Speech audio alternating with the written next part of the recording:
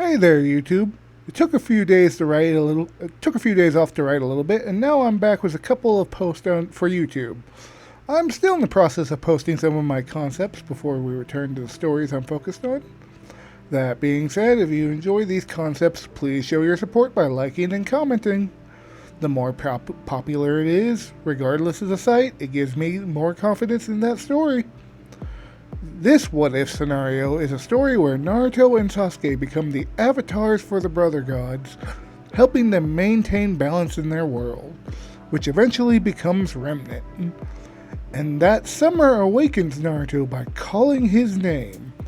This ship is Naruto X Summer and RWBY. I'll leave Sasuke as a mystery for now.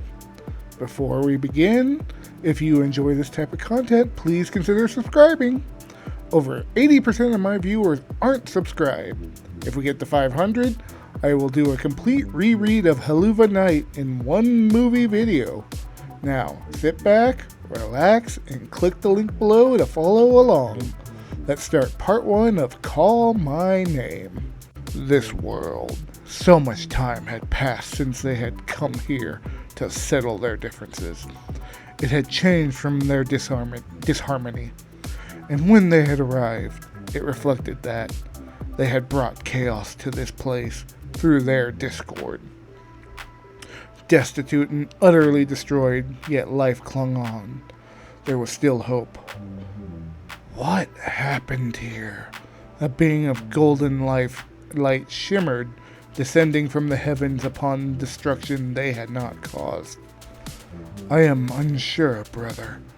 Perhaps our conflict affected our life on this squabble planet, incited this caused anarchy. The organisms here to react held his head draw upon our energy. Glancing down upon the two shadows lying lifelessly on the center desolate landscape.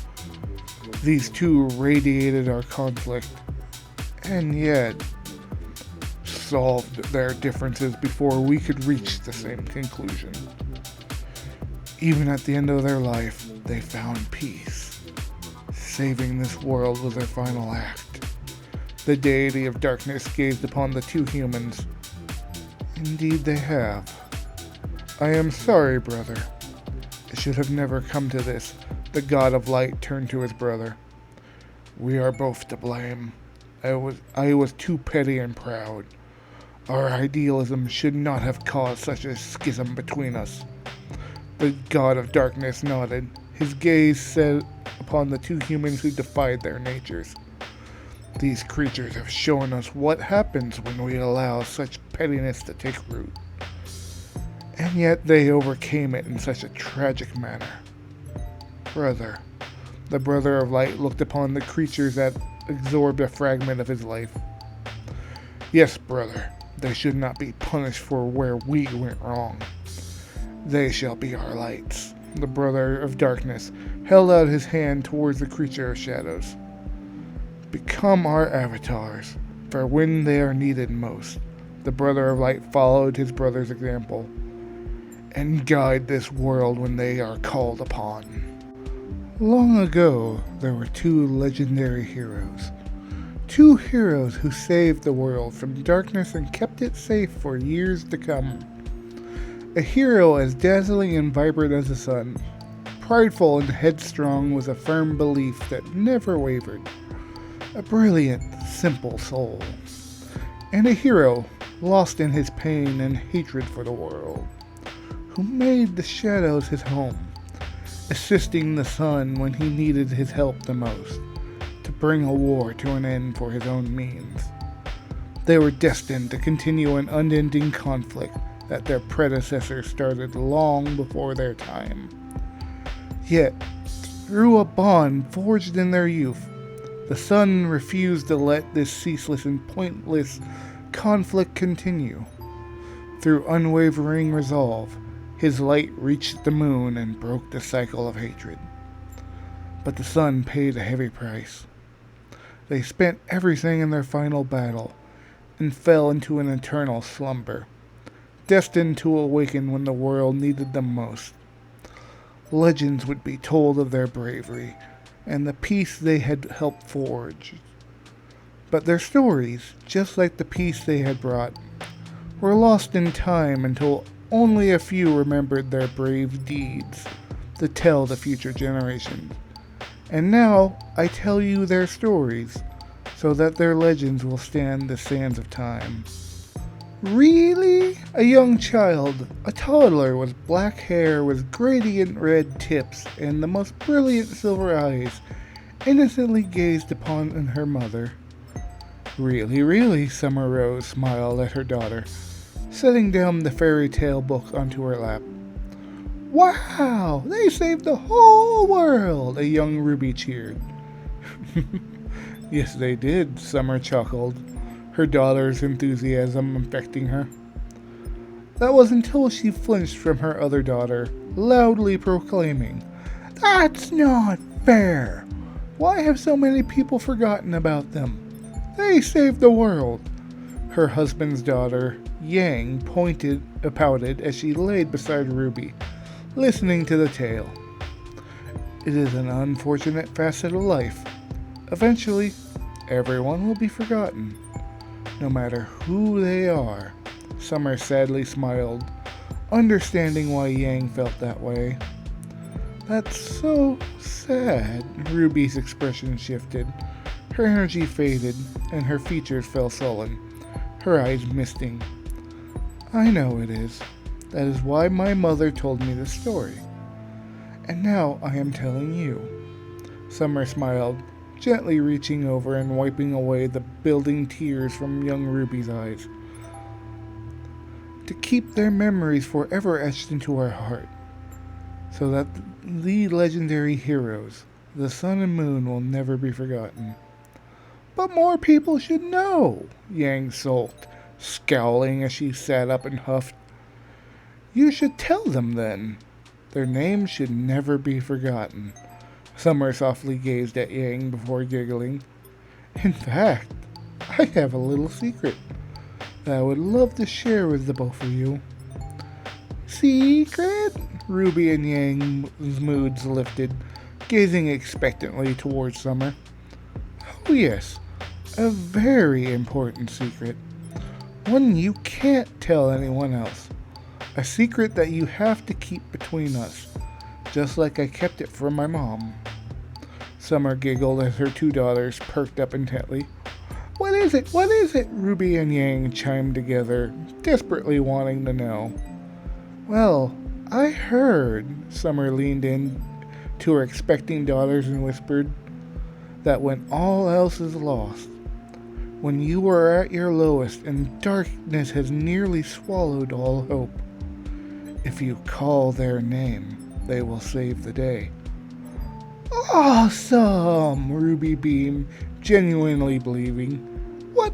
No way! Yang exclaimed, skeptically squinting. Oh, it's true. I've seen it. Why do you think I'm here, telling you this tale about them? Summer softly smiled, reaching over and ruffling Ruby's hair. Really? Ruby cheered, bouncing in place. Serious? Yang paled, looking shocked. Oh, I'm serious. The sun appeared for the briefest moment and saved my life during the last job I went out on. Gave me a chance to be here with you today to tell you this tale. Summer's eyes glistened briefly before she gently embraced Ruby and Yang. And I'm not going to take that for granted. Ruby, wake up! Huh? A pair of silver eyes flickered open, nearly flipping out of her chair, fumbling the rifle in her hand. Ruby exhaled upon catching her sniper rifle before it fell off the edge of the dilapidated building they had taken for the night as an outpost. She nearly dropped her baby and was almost left defenseless in this grim-infested, ruined city. Ah, that was close, Ruby muttered, gently stroking Crescent Rose as if it were a cat. Ah, you are so irresponsible. How are you, Professor Rose's daughter? She is the most collected and together person I've ever met. The voice of Ruby's partner, Weiss, resonated directly behind her. You guys don't know her like how we do. We've learned long ago how reckless Summer can be. Ruby gets it naturally, I can say that. The boisterous voice of Ruby's sister, Yang, echoed from nearby Weiss. Ruby grimaced at how her sister emphasized reckless before biting her lip. She wasn't wrong. It was why all the issues at home started. It was why she lived with his mom while Yang... Seeing how you two act, I can believe it. A droll tone followed as the last member of Ruby's team, Blake, exhaled. Ruby, if you were tired, you could have tagged me in. I've been awake for a while. I'm sorry. I didn't mean to doze off. Ruby turned and faced her team, bowing for forgiveness. Just don't do it again. You're supposed to be our leader. Didn't you say you wanted to lead by example? Weiss rolled her eyes before questioning Ruby. I did say that. Ruby withered under Weiss's critical eye. However, instead of fading from the glare, a smile forged on Ruby's expression as she met Weiss's gaze with determination. I'll just have to do better. I still have a long way to go. I think we all do, sis. Isn't that right, girls? Yang proudly stood at Ruby's side and patted her on the shoulder. Yeah, working on it, Weiss snorted before her expression softened and she nodded. Blake simply nodded, staying silent and aloof as she always did. Ruby chuckled upon seeing Yang scowl, knowing she was frustrated with getting her partner to open up. They all were, but they knew not to push. Ever since her argument with Weiss about how the White Fang and the events that followed, they knew their friend had some trust issues. Say, Rubes, what were you dreaming about? You were muttering something in your sleep, you know? Yang changed the subject, grinning. Huh? What are you talking about? Ruby recoiled, grimacing. Has she been so deep in her dreams? They were saying someone's name. It sounded like Naruto or something like that? Blake's bow flicked, curious. Ruby shrunk. It seemed she was deeply involved in her dreams. Oh, if Blake had ever knew what it was she was dreaming, she would call her out on it after the fiasco about the Ninjas of Love book she often read. It was that story about the heroes of the sun and moon, huh? Can't say I'm surprised. That story has enamored you since Summer told us about it. You still have it on you? Yang let out a belting laughter. If it's the one she reads every night before bed, yeah, she has it. She keeps me up reading that thing all night. Weiss sent Ruby a shaded glare. Sorry, I just always read it before bed. It's kind of a ritual. Ruby bit her lip and apologized. Dolt, I get it. Just use a flashlight or something. Not as bright as that lamp. Weiss rolled her eyes while Blake's attention perked. Maybe one day could I read it? I've never heard about such a tale. Blake pursed her lips. Sure, I got a copy too. I just don't happen to have it on me. Oh, I can get Dad to mail it to us. Yang grinned and nodded, reaching into her pouch for her scroll before scowling. Oh, right. There's too much interference here. That's because the negative energy gathered here in Mountain Glen is so thick that it disrupts electronic signals. It's why even our radio doesn't work here. A figure swooped down from above in a swirl of white rose petals. And Summer Rose stood, wearing her combat outfit instead of her typical teaching suit, which she taught in. Good morning, Professor Rose, Blake and Weiss respectfully bowed. Good morning, Ruby bashfully shrank upon seeing her mother. It was so nerve-wracking to address her mother in any other way than but Mom. But unlike her dad, who was a teacher at Signal, well, her mother was more renowned and respected. That caused a lot of issues. And that was well before Mom and Dad had their issues. Yo, Summer! Where have you been all morning? Yang waved at her mother before placing her hands on her hip, glaring at her. Good morning, girls. I hope you are all well rested for today, Summer greeted her team, her gaze softening upon glancing at RWBY before she shook her head at Yang. Where do you think, young lady? On reconnaissance. There has been a weird increase in negative readings at Mountain Glen recently, and it is our job to determine why. Remember? Any noticeable grim activity? Weiss asked with a frown. Same as it was yesterday. Expect another day of intense combat. No slacking off, Yang. Summer shook her head before crossing her arms over her chest. Hey, it wasn't my fault they were all too easy to handle. Yang screwed up her face before she huffed and turned her nose away. Summer scowled and repressed a snarl. RWBY winced while she looked between the two. Mom never liked Yang's lackadaisical nature and never treating anything too seriously. She had always said it was because everything came too easily for her sister, and sooner or later it would come back to bite her. Does anyone else hear that? Blake interrupted. Her bow stiffened as she hesitantly looked around their camp. What do you hear? Summer immediately approached Blake while simultaneously scanning their immediate vicinity. It sounds like a low rumble. Whoa! Blake paused, trying to decipher what she was hearing before the dilapidated building they had spent the night in begun to shake, picking up in intensity. An earthquake? Weiss called out in a frightful surprise. There hasn't been one recorded in this region in over a century. Summer scowled, bracing herself while scanning their area, noticing the crumbling structure. We need to evacuate, now! This place is unstable. Right, RWBY and the rest of her team agreed, rapidly following Summer's lead, rushing from the area, leaving their camp behind. Everything there could be replaced. Watch out! The ground is unsteady everywhere. There used to be old railroad tunnels that went through here, Summer called out as the team trailed behind, several concrete slabs collapsing around them as they left the building and onto the street. The city was falling apart. The streets below rumbled and ruptured, collapsing into the darkness.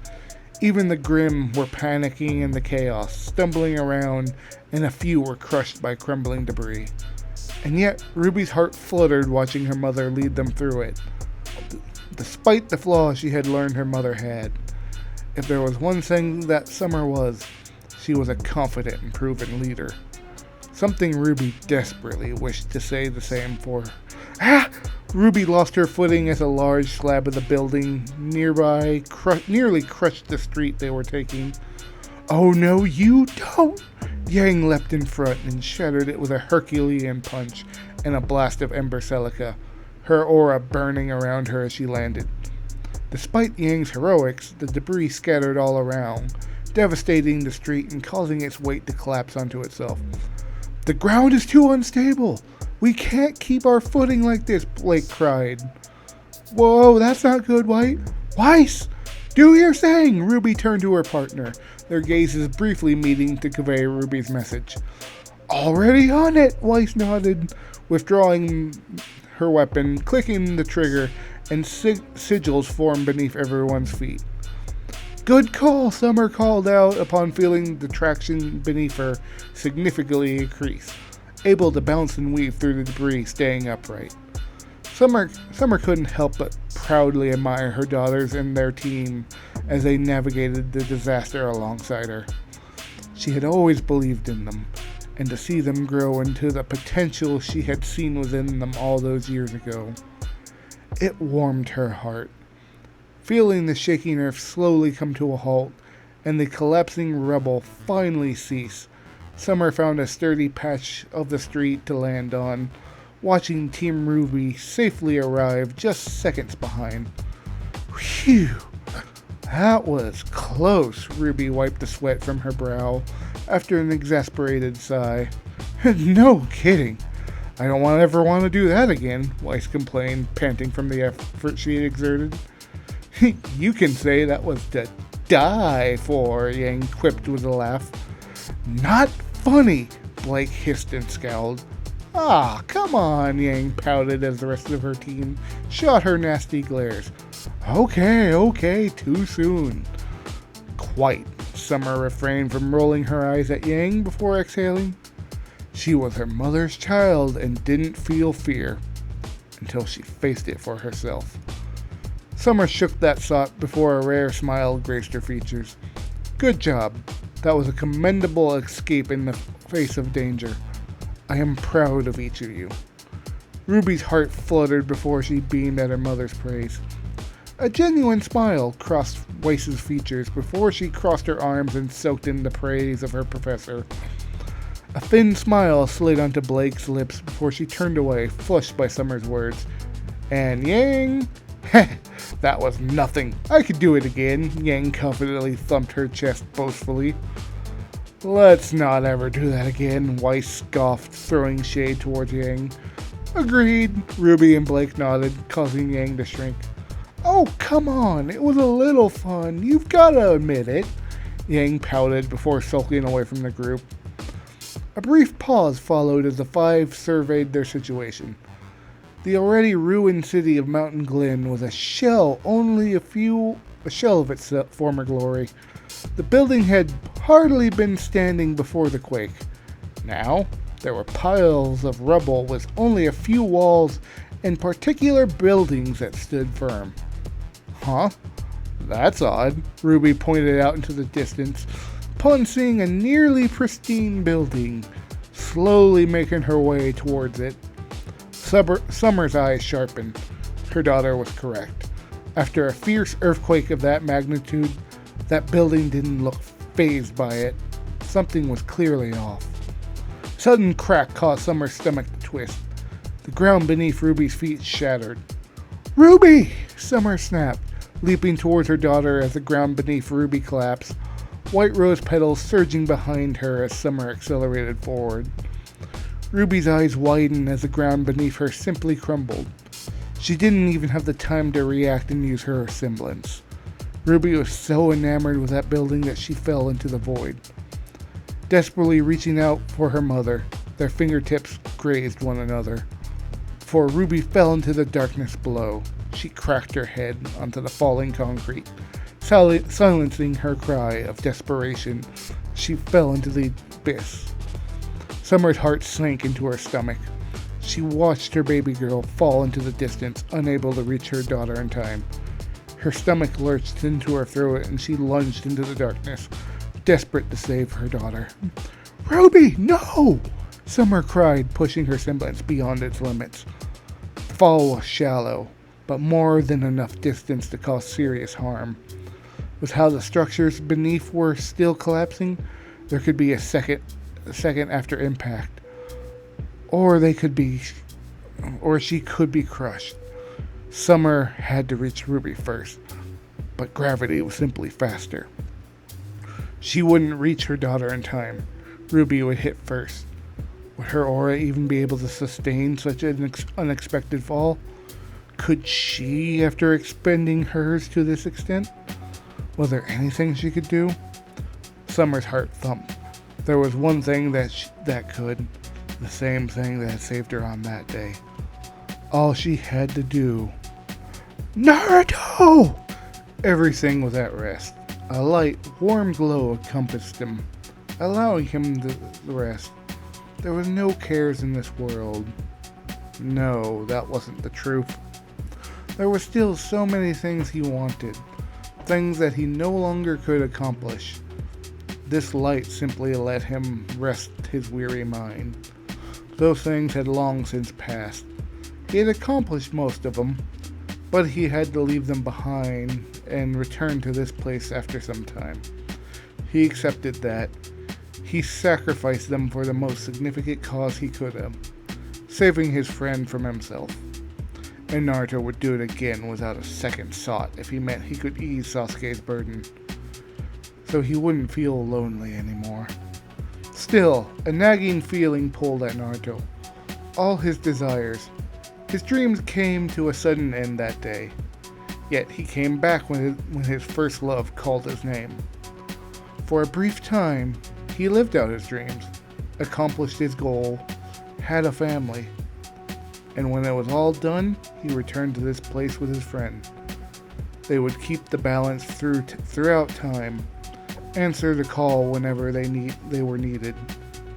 Naruto could live with that.